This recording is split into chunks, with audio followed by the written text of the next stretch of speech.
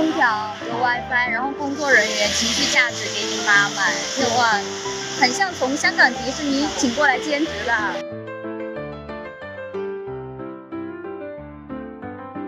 交通都好方便啊，我哋過嚟嗰度嚟嘅話都唔使1個鐘，挺方便的。因為啟德這個場館挺不錯的，坐大巴過來，還挺方便的，是很方便，而且比較近。交通方面係冇以前紅館咁方便嘅，但係呢個地方夠大，可以容納到5、4海嘅人，咁係令到可以成為一個溝通嘅渠道同埋一個大家集合嘅一個地方，咁所以其實喺當中都可以匯合到唔同嘅人。我覺得呢樣嘢係可以令到香港繼續去到擴大成為一個更大嘅地方，去到融合唔同嘅人啦，或者融合唔同嘅文化喺當中。會好方便啫，其實同去年前年喺中環開都一樣。都去過，其實還是蠻方便的，因為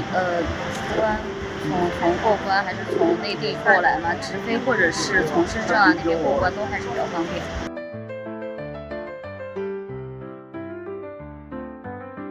我們在中港城取的，很多取票點，廣州也有可以取票，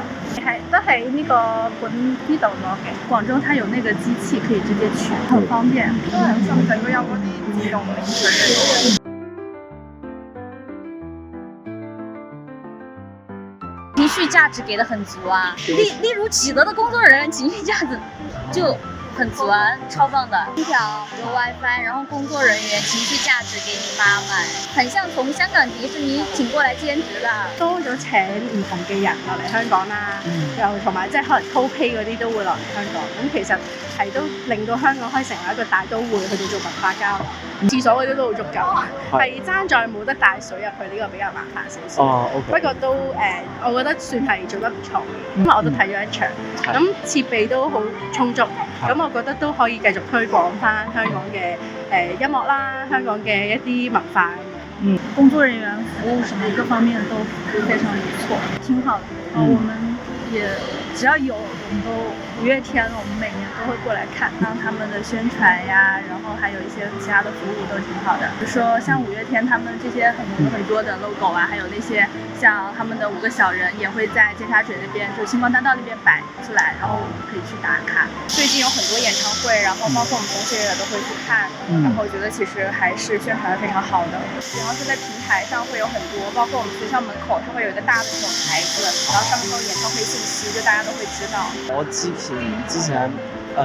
其他 APP 曾經睇到就係山場嘅時候好快，好